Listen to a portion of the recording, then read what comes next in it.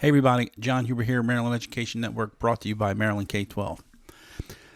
The Baltimore Sun is out with an article today about the incredible teacher shortage in the state of Maryland. It says that there are close to 2,000 teacher vacancies. Now, I look at it like this. When you look at the number of teachers that the state of Maryland employs, that doesn't seem incredibly high to me. It seems like a real problem. But I think the issue is it's just getting worse and there appears to be no end in sight. So why is it? Common sense tells you that teachers are frustrated for whatever reason and they're leaving and they don't want to teach. And it's becoming more and more difficult to attract teachers into the teaching profession and to retain them in the teaching profession. That's what common sense would tell you. But that's not what what others are telling. That's not what some folks are saying. Maybe not. Maybe so. So let's take a look real quickly, and I'll be brief. According to them, 2,000 shortages in roughly in the state of Maryland, whereas in 2018-19 there were 615. So I think that's really, you're talking, it's pretty much tripled in the past, year or two, or maybe 2 years. They talk about Baltimore City talks about, or they mention that Baltimore City is conditionally hiring teachers. I've been through that. I've been on the other side of that. And let me tell you, it's not fun for either side. Conditionally certifying teachers means anybody can not say anybody, but you have to have some kind of something will walk through the door and say, hey, I want to be a teacher. And they look into your background and see if you have some type of education, whatnot, and some type of background. They'll say, okay, we'll hire you if you agree to do this, this, and this within a certain period of time. They give you conditional certification. It's a little more complicated than that, but not much. And they get hired. And as a result, you have these completely uncertified, untrained people, and the result is not good. But here's what I'm saying. Where do you think these uncertified teachers are? Do you think they're in the highly performing or the highly proficient schools? Do you think they're in the schools that have the lowest amount of disciplinary issues? Do you think they're in the schools with the highest test scores? Do you think they're in the really, really highly productive public schools? I don't think so. I think they're in the schools that are struggling because those are the ones where the vacancies are. Just my opinion. It's common sense, folks. But yeah. And then they go on. They talk about some of the other things in the state. It says Baltimore County has 430 vacancies. And it says in any given year you're recruiting. If you're unable to fill certain vacancies, then you're leveraging the staff that you have. And what they mean by that is the current staff then is required to absorb it, and they absorb it in one of two ways. One is they have long-term subs where they have vacant classes, and other teachers have to cover these classes. And I have a lot of, I could give you some stories on that. That's one thing. The other thing is they just have fewer teachers, which means the size of the remaining classes are larger. You have 4 classes of 25 students for 100, or you have 2 classes of 50 students. It's just a matter of simple math. And it's interesting.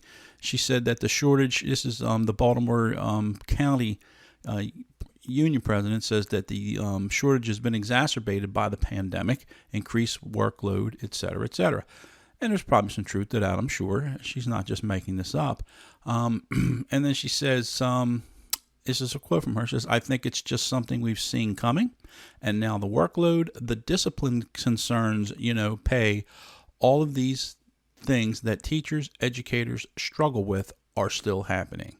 So she makes mention of the discipline concerns, but no one else does.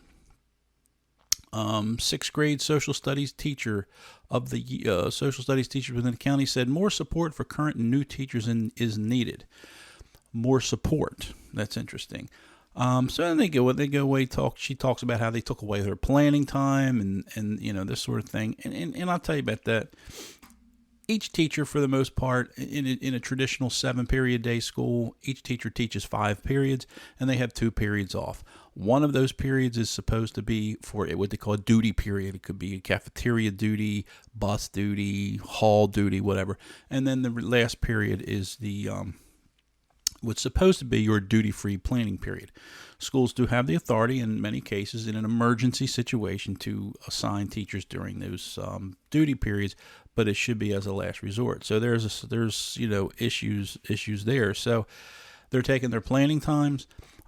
Teachers, and I'll tell you, nothing destroys morale more than when teachers come to school and they walk in the building and they see a little slip in their mailbox that says, "We need you to cover this class today during one of your 2 off periods." That'll destroy morale instantly. But the interesting part of this whole thing, talk about a lot of the different jurisdictions. Howard County has 170 vacancies. According to MSDE, 13.3% teachers statewide in the 2021 school year did not return to the same school in the 21-22 year. That's interesting. Okay, so they're transferring. And where do you think they're transferring? They did not return to the same school. So they either left that school and went to another school, or they left altogether and did not come back. I did a little piece on what I think is one of the biggest problems in education, and it's come to fruition, and that is the fact that the way staffing is managed. All right, check out my other video on what I believe is the biggest problem in education. But the other thing I want to point out here is this lady from Baltimore City says that she kind of blames the systems that they have in place in Baltimore City. She says that they try and she kind of hints at that it makes it difficult to actually become a hiree, and then when you end up being hired, that teachers would normally want to work there, they end up being hired somewhere else because of the hiring process in Baltimore City. That could be true. I'm not down what she says. We can't say. I just would take her at a word that that's an interesting take. I've never heard of that. I don't know much about the Baltimore City hiring process. And they talk about voluntary resignation as of October 15th, 2021, last year. Voluntary resignation was the top reason for teacher exits at the state, in the statewide. Voluntary resignations. They talk about working conditions, heavy workload, et cetera, et cetera. So there's lots of things. Another thing I find interesting is the spokesperson for city schools, a lady named Sherry Christian. She said that they have hired teacher ambassadors for the summer to help recruit and aid potential candidates through the hiring process. So they're hiring teacher ambassadors. Do you think there's a shortage of teacher ambassadors? I probably doubt it. It's probably very competitive. Teacher recruiters, the HR people, the people who are working in the office crunching all the papers to hire these people, or working on hiring these teachers. Do you think that those people, there's a shortage of those people? I don't think so. Is there a shortage of administrators? I don't think so. Is there a shortage of teacher mentors? Is there a shortage of magnet coordinators and department chairs, non-teaching educators? Do you think there's any shortage of any of those folks? I don't think so. In the transportation departments, do you think there's a shortage of area supervisors? I probably don't think so. There's a shortage of boots on the ground, individuals actually carrying out the work, because that's where the rubber meets the road, and that's where the hard work is, and that's where the lowest pay is. So, and they talk about that this is the first year where they have all this money now available because of Blueprint for Progress, which came from the Kerwin Commission, if you remember. Did a whole series on that, so go back and take a look. It's all the money's there, folks, but there's a shortage of teachers, and they just can't figure out why. Last thing I'll say on this before I let you go. Overall, and I'm probably going to do a little more on this in a bit, overall, what this is the government that is failing us. Just like the Social Security system is failing, just like the post office is failing, all these other government entities that continue to promise everything is failing because they can't keep up with their promises. It's craziness. Teachers are leaving in droves, and I hate to say it because it was I spent a lot of time in those schools, and I still have a very good connection, a very tight connection with them. And I hate to say it, but they're going to have to change something. They're going to have to make it more attractive. And I think the first thing that they need to do is they need to start putting their foot down when it comes to student behavior, and they need to start raising their expectations, and they need to stop allowing kids to act the way they do. Now that sounds weird coming from an administrator because that's what I did. I was the guy in the office who saw the kids, and it was a tough road to say, and I'll have a lot more to say about that coming up. But anyway, teacher shortage in Baltimore County.